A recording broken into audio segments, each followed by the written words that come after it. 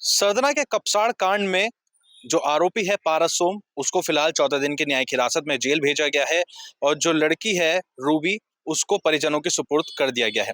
लेकिन अभी जो सवाल खड़ा हो रहा है वो पारस की उम्र को लेकर खड़ा हो रहा है। क्या पारस बालिग है या नाबालिग है? इस चीज को लेकर अभी जो जांच है वो चल रही है और वो जांच अब एक कदम आगे बढ़ गई है। पारस की तरफ से जो वकीलों का पैनल है वो तैयार हो गया है, जिसमें 4 वकील शामिल हैं और उन चारों में से जो 3 वकील हैं वो हम इस वक्त हमारे साथ में हैं। आज ही कोर्ट में जो याचिका थी, अर्जी थी पारस की उम्र को लेकर, वो दायर की गई है पिता की तरफ से और वकीलों के माध्यम से एससी एसटी कोर्ट में वो याचिका दायर कर दी गई है। अब उस पर सुनवाई कोर्ट के माध्यम से होनी बाकी है। लेकिन मेरे साथ में जो फिलहाल जो अभी वकील यहाँ पे मौजूद हैं, बलराम सोम हमारे साथ में। सबसे पहले मैं बलराम जी से बातचीत करूंगा, क्योंकि जिस दिन पारस को कोर्ट में पेश किया गया था उस दिन बलराम जी हमारे साथ में थे और तमाम तथ्यों पर बातचीत हुई थी, तमाम जानकारियां बलराम जी ने हमें दी थी। तो सबसे पहले मैं बातचीत आपसे करना चाहूंगा बलराम जी, जो ये पारस सोम इस वक्त जेल में बंद है, इसकी उम्र को लेकर क्या क्या दस्तावेज अभी तक आपने इकट्ठे किए हैं और एससी एसटी कोर्ट में किस तरीके से आपने जो है वहां पे इसकी उम्र को लेकर वहां पे जो अर्जी है वो दायर की? आज हम अपने पूरे पैनल के साथ माननीय न्यायालय में गए थे और इसकी जो उम्र है उसको हमने साक्ष्य न्यायालय में प्रस्तुत किया है, जो कि इसकी मैट्रिकुलेशन सर्टिफिकेट है, 10th की जो मार्कशीट होती है उसमें एज इसकी साफ साफ है कि ये बिल्कुल नाबालिग है। और इसका जो ट्रीट है वो एज ए नाबालिग ही चले कोर्ट में, कि ना कि है कि इसको बालिग मान के कहा जाए। उम्र कितनी है उसमें? इसकी उम्र 17.5 वर्ष है। डेट ऑफ बर्थ क्या होगी उसमें? 2008 का डेट ऑफ बर्थ है इसका, तो नाबालिग के इस कैटेगरी में आता है। वो सब हमने जमा कर दिया है कोर्ट में। जमा कर दिया। जी। क्या पारस से अभी तक मुलाकात हुई है आपकी? नहीं, पारस से अभी मुलाकात नहीं है, हम जल्द ही पारस से मुलाकात करने जाएंगे। ठीक है। पारस की जो परिवार है, पिता है, उन्होंने आपके माध्यम से वो वहाँ पे अर्जी दायर करवाई है, तो क्या बातचीत हुई थी आपकी? पारस के पिताजी के माध्यम से अर्जी दाखिल हुई है। कल हम लोग गए थे, उनसे बातचीत करके अपना सब चीजें करके आज हमने माननीय न्यायालय में प्रस्तुत किया है।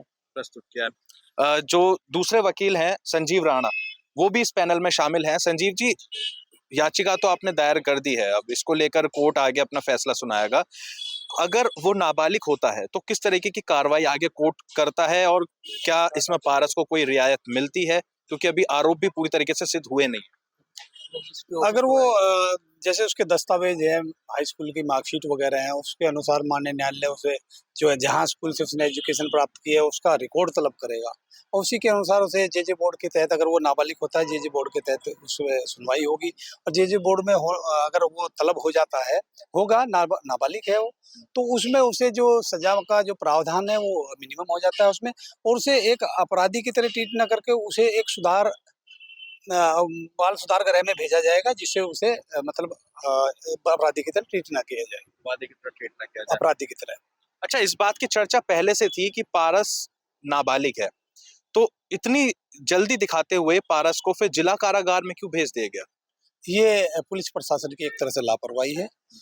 परिजनों से चाहे आरोपी हो, चाहे वादी हो, चाहे कोई भी है, उससे प्रमाण लेने चाहिए और दस्तावेज के जैसे ही मिलते हैं उसी के अनुसार उन्हें कार्रवाई करनी चाहिए। दस्तावेज के अनुसार। जी। तो मानते हैं इसमें लापरवाही पुलिस प्रशासन की तरफ से रही है? बिल्कुल लापरवाही है, नहीं तो उसके हाई स्कूल के सर्टिफिकेट है, क्या पेरेंट्स के पास नहीं है?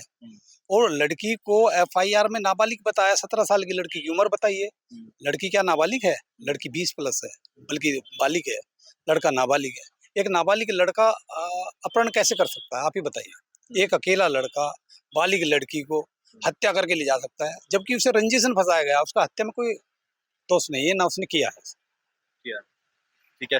विजय शर्मा है, वो भी उसी पैनल में शामिल हैं। एक वकील और हैं सुनील शर्मा, वो फिलहाल यहाँ पे अभी मौजूद नहीं थे, लेकिन विजय जी से मैं बात करता हूँ। विजय जी, अभी वकीलों का पैनल तो बन चुका है, आपने अपनी जांच शुरू कर दी है, जुवेनाइल कोर्ट में आपने अर्जी दायर कर दी है।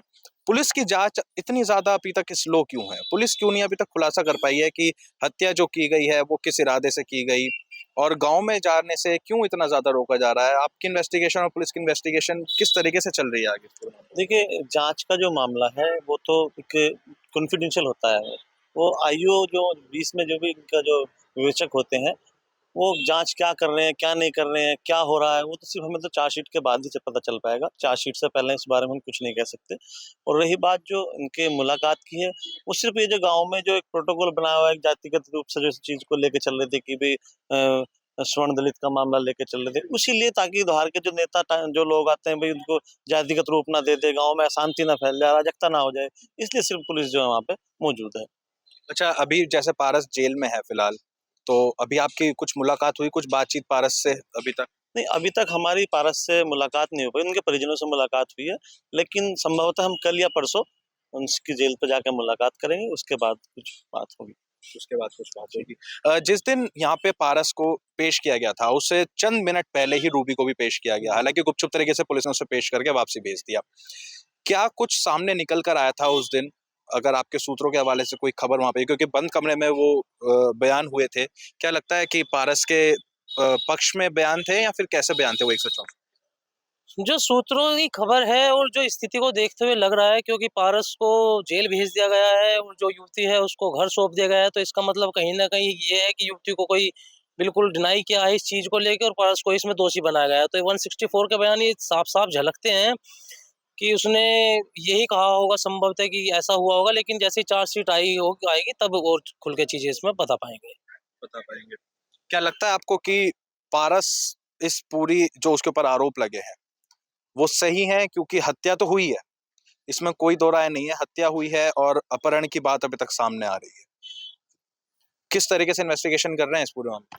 देखो हत्या कहना, देखो हत्या तो हुई है, लेकिन किसने की है ये स्पष्ट नहीं है। पारस ने हत्या नहीं की, हम भी ये मान रहे हैं कि इसमें रंजिशन मामला कुछ ना कुछ रहा होगा। रही बात अपहरण की, एक अकेला लड़का, नाबालिग लड़का अपहरण कैसे कर सकता है? ट्रेवल्स भी करेगा, ई रिक्शा में भी जाएगा, बाइक नहीं है, कोई गाड़ी नहीं है, और ट्रेन वगैरह में भी सफर करेगा। क्या अपहरण आज क्या संभव है? एक लड़का, नाबालिग लड़का एक लड़की को ट्रेन में तमंचा लगा के या डरा धमका के अपने कंबल वगैरह में कोई इस तरह वेपन लेके ले जा सकता है? आप खुद सोचिए। लड़की अपनी मर्जी से गई है, क्योंकि उनका प्रेम प्रसंग लगभग 3 साल से था, जो जहाँ तक निकल के आ रहा है। लड़की अपनी मर्जी से गई है, उसका कोई अपहरण नहीं हुआ। और इस हत्या में भी इसे रंजिशन फंसाया जा रहा है, मामला कुछ और निकल गया है। जब पुलिस की रिपोर्ट आएगी उसके अनुसार अब ये दूध का दूध पानी का पानी है।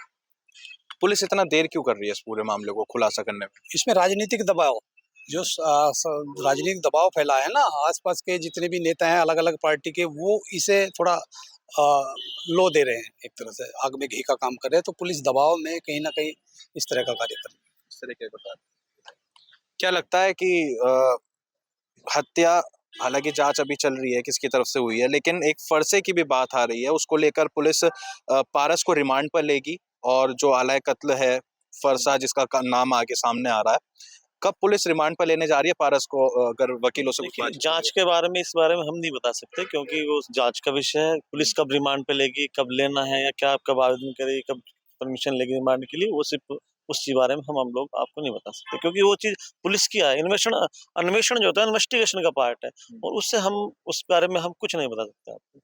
परिजन कब मिलने जा रहे हैं पारस से जेल में? शायद कल जाएं, आज बात हुई है उनसे, वो बोल रहे हैं कल उससे परिजन मिलने जाएंगे जेल पे, संभवतः कल या परसों हम लोग भी जाएंगे। देखिए, वकील अगर एक पक्ष का होता है तो कोशिश करता है वो दोनों पक्षों से कहीं ना कहीं बातचीत करे। आपकी बातचीत पारस की तरफ से हो रही है, क्या अभी रूबी की तरफ से भी परिजनों से कुछ बातचीत हुई है आपकी? हमारी वादी तरफ से हमारी कोई बातचीत नहीं हुई, ना ही कोई हमारा संपर्क है। हम जो अभियुक्त है पारसोम, उसके वकील हैं, उसी के लिए काम कर रहे हैं। अभी तक के इन्वेस्टिगेशन में कितना कुछ निकलकर सामने आया है आप सभी की, जो वहाँ पे ये पूरा जो कृत्य हुआ है ऑन द स्पॉट, क्या लगता है कि सिर्फ वहाँ पे रूबी, पारस और जो रूबी की माँ है सुनीता, सिर्फ वही वहाँ पे मौजूद थे, या फिर और भी कोई लोग, अगर आपने पूछताछ करी हो गाँव में जाके? फिलहाल तो इस घटना में 3 ही का जिक्र है कि इसमें रूबी और पारस और जो उनकी माताजी हैं रूबी की, वही थी। और बाकी आसपास कौन लोग थे, कौन नहीं था, या ऐसा भी था कि कोई वहाँ पे था और सामने नहीं आ रहा है, तो इन सब चीज़ों पर हम भी बात कर रहे हैं और हम भी देख रहे हैं और इस चीज़ों को लाने की कोशिश कर रहे हैं कि अगर सुबह का टाइम है और सुबह का गाँव में नॉर्मल टाइम ऐसे ही होता है, आने जाने का होता है, क्योंकि सभी किसान लोग होते हैं, तो ऐसा संभवतः रहा होगा कि कोई ना कोई तो चश्मदीद वहाँ में मिलेगा जो गया होगा या साथ में होगा या आगे पीछे। तो वो चीज़ों पर हम बात कर रहे हैं और ढूंढने की कोशिश कर रहे हैं, हमने अपने स्तर से कोशिश कर रहे हैं। अच्छा, एफआईआर जो दर्ज हुई थी उसमें एक सुनील नाम भी सामने आया था, वो सुनील कहाँ है? उसको क्यों नहीं पुलिस सामने लेकर आ रही है? नहीं, वो नाम आना एक अलग चीज है, लेकिन अगर जब सामने आई गया, जांच में सामने आ गया होगा कि यहाँ पे 3 ही लोग थे, वो किसी चौथे का कोई मतलब नहीं था, तो फिर ऐसे निराधार किसी को फंसाने का कोई मतलब भी नहीं होता। तो इन्वेस्टिगेशन में वो इसलिए उसको सामने नहीं लाया होगा, क्योंकि मुझे लगता भी नहीं है कि इसमें कोई और था, तो इसीलिए वो नहीं आ पाया। अब पारस की उम्र को लेकर मेरा आखिरी सवाल है, और उसी से ही मैंने शुरुआत करी थी, उसी से मैं खत्म कर रहा हूँ कि पारस की उम्र को लेकर अब कोर्ट की तरफ से कब तक आपके पास में पूरी अपडेट आ? पारस की हमने जो चीजें हैं वो कोर्ट में प्रस्तुत कर दी हैं, साक्ष्य भी दे चुके हैं। अब माननीय न्यायालय पर हमें पूरा भरोसा है कि इसमें जो सच्चाई है वो सामने आएगी और इसमें न्याय जरूर मिलेगा। अच्छा, आप वकील होने के नाते मान के चल रहे हैं कि पारस की गलती हुई है, या फिर किस तरीके से किसकी गलती मान के चल रहे नहीं, पारस निर्दोष है, पारस निर्दोष है। और हत्या में देखो किसी ने देखा नहीं, कोई चश्मदीद नहीं है। अब उसे रूबी को पार्टी पुलिस ने बनाया, वो किस तरीके से किस दबाव में बनाया, वो चीज अलग है। हैं? तो देखिए, पारस सोम को लेकर जो ये वकीलों का जो पैनल है वो तैयार किया गया है। हालांकि पारस के ये वकील हैं, तो संभवतः ये पारस को निर्दोष अभी बताएंगे, लेकिन अभी जांच का विषय है, अभी केस आगे चलेगा। जो रूबी की तरफ से जो वादी पक्ष है उसकी तरफ से भी वकील अपनी दलीलें देंगे, और जो कोर्ट के अंदर दोनों पक्षों की तरफ से वाद विवाद होगा, उसके बाद और पुलिस की जांच के बाद ये साफ होगा कि आखिर हत्या किसकी तरफ से हुई है। क्या ये अपहरण का मामला था या नहीं था, या पारस बालिग है या नाबालिग है। तमाम सवाल अभी खड़े हुए हैं और जांच अभी बरकरार है, लेकिन सवाल यहाँ खड़ा होता है कि आखिर अब तक पुलिस ने इस पूरे मामले को लेकर पूरी तरीके से खुलासा क्यों नहीं किया। मीडिया को अभी भी गांव के अंदर जाने से रोका जा रहा है। आखिर ऐसी क्या वजह है और ऐसी क्या चीज है, क्या तस्वीर है जो पुलिस अंदर छिपा रही है और मीडिया को भी अंदर जाने से रोका जा रहा है। सवाल खड़े हैं, इंतजार इन सवालों के जवाब का बरकरार है। प्रत्युष शर्मा, अमर उजाला, मेरठ। आपके राज्य की खबरें, आपके शहर की खबरें सबसे पहले जानने के लिए देखते रहें अमर उजाला। चैनल को सब्सक्राइब जरूर कर लें और पाएं हर अपडेट।